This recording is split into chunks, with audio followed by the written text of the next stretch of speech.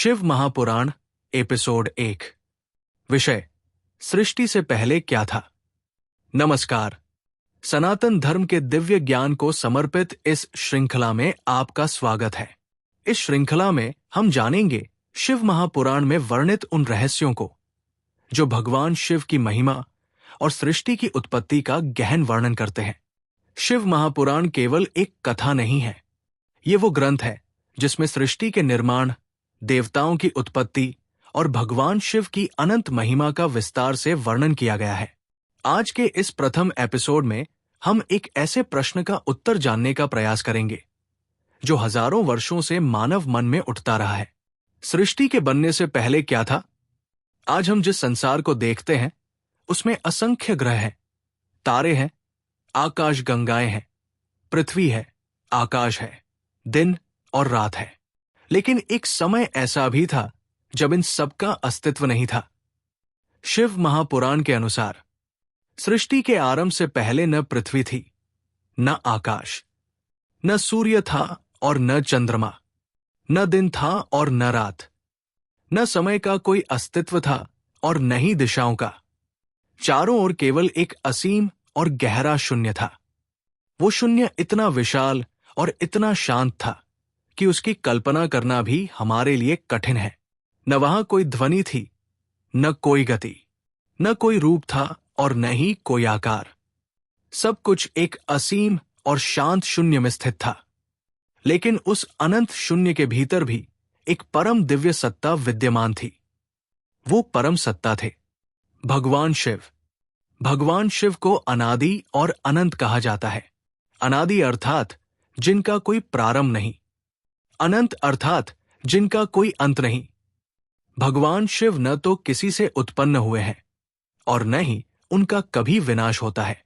इसी कारण उन्हें स्वयंभू भी कहा जाता है, अर्थात जो स्वयं से प्रकट हुए हैं।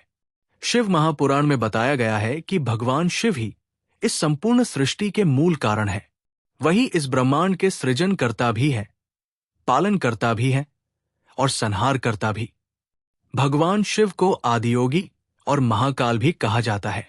महाकाल अर्थात समय से भी परे।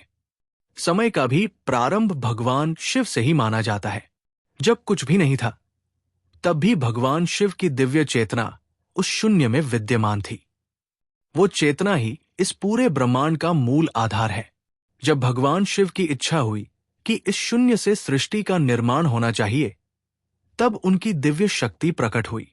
इस दिव्य शक्ति को आदि शक्ति कहा जाता है।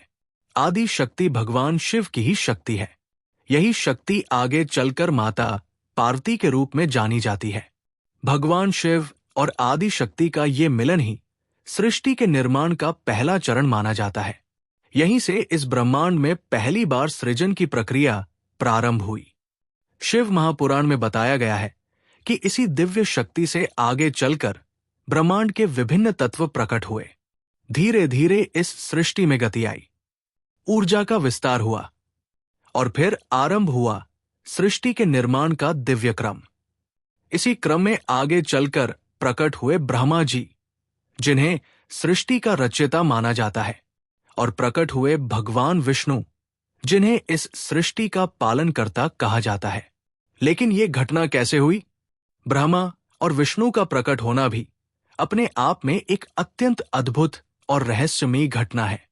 शिव महापुराण में इसका वर्णन बहुत ही रोचक और गहन रूप में किया गया है। अगले एपिसोड में हम जानेंगे कि किस प्रकार भगवान शिव की दिव्य लीला से ब्रह्मा और विष्णु प्रकट हुए और कैसे प्रारंभ हुई इस संपूर्ण सृष्टि की रचना। अगर आप सनातन धर्म के ऐसे ही दिव्य ज्ञान और रहस्यमयी कथाओं को विस्तार से जानना चाहते हैं तो इस श्रृंखला के साथ अवश्य जुड़े रहें, क्योंकि आने वाले एपिसोड में हम शिव महापुराण के और भी गहरे रहस्यों को जानने वाले हैं। हर हर महादेव।